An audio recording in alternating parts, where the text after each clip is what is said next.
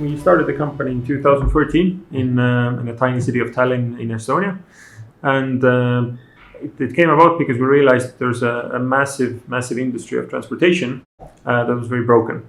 So there were a lot of taxis going around in Tallinn, but they were very poor in quality. You couldn't pay with any card or electronically. You always had to carry cash. The drivers were very rude. The cars were not clean. And getting a car in the first place was really hard. You had to call like 15 different companies and wait on the line before they would actually send one to you. So I realized that actually if we add technology to this industry, we can create transparency by adding ratings, clear pricing, and actually making all of this much more efficient. So that was the very first idea. And now 6 years later, it's clear that idea actually works not only in tiny Estonia, but you can actually apply that to 35 other countries in the world very well as well. It starts off by getting at least one city working really well. So we actually spent the first 2-3 years making sure that we get the product really right.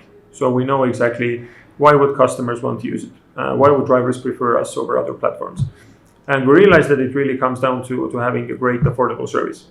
So customers always want to get lower fares and they want to get the car as quickly as possible.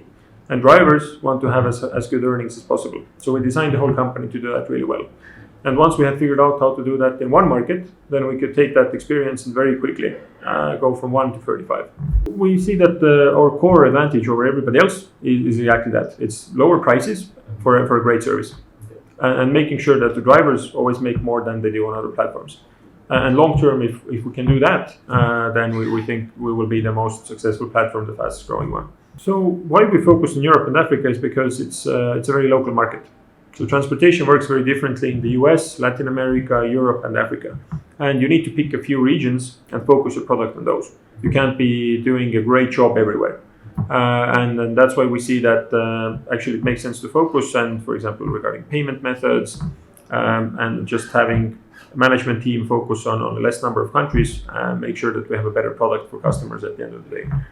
Well, London overall is one of the most regulated ride-hailing markets in the world. And it took us more than 2 years to prepare to finally launch. And I'm happy to see that now that we are in the market, actually challenging the monopoly, actually bringing a better service, then we're growing really well. So we now have more than 1 million people just in London in under a year that have signed up to use the service.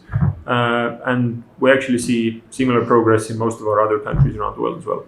I believe most businesses want to be regulated and not operate in a gray area. And we are actually very much pro-regulation. We're working with dozens of governments now around the world, bringing them the best examples and then bringing them information of what we see happening elsewhere. And we see actually Kenya in particular is currently heading towards a very reasonable, very innovative regulation that would actually support the industry. So in any ways we can, we want to support that.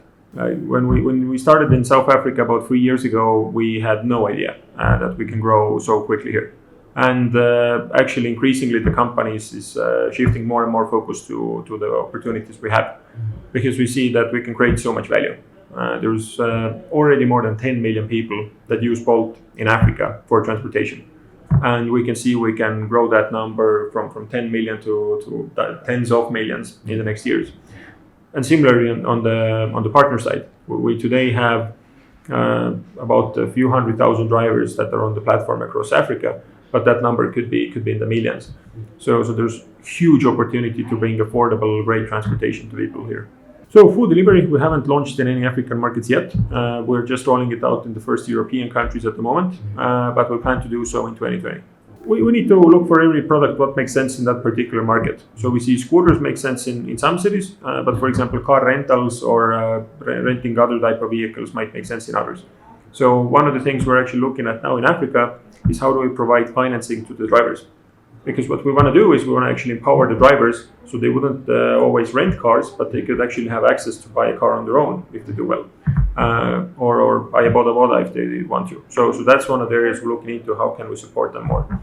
So overall, there's still massive opportunity to bring just affordable transport to people. And there's so many cities for us still to expand to. We're just in the early stages.